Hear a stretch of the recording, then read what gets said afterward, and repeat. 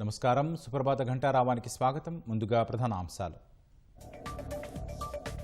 RTC సమ్మె, governor వద్ద పెండింగ్లో ఉన్న ఎమ్మెల్సీ అంశంపై చర్చ. మధ్యాహ్నం ముఖ్యమంత్రి రేవంత్ రెడ్డి అధ్యక్షతన మంత్రివర్గ భేటీ. కాళేశ్వరంపై హైకోర్టు తీర్పును సుప్రీంలో సవాల్ చేసే యోచనలో సర్కార్. న్యాయస్థానం నిర్ణయంపై అధికార విపక్షాల మధ్య మాటల యుద్ధం.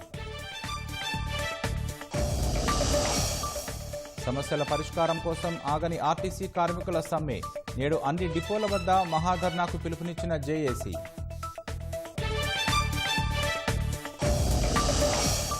కంపెనీలతో ఎంఓయూలు అమల్లోకి వచ్చేలా చర్యలు చేపట్టాలన్న సీఎం. సాధ్యమైనంత త్వరగా భూసేకరణ పూర్తి చేయాలని రేవంత్ ఆదేశం. బెంగాల్, తమిళనాడు అసెంబ్లీ ఎన్నికల పోలింగ్కు సర్వం సిద్ధం.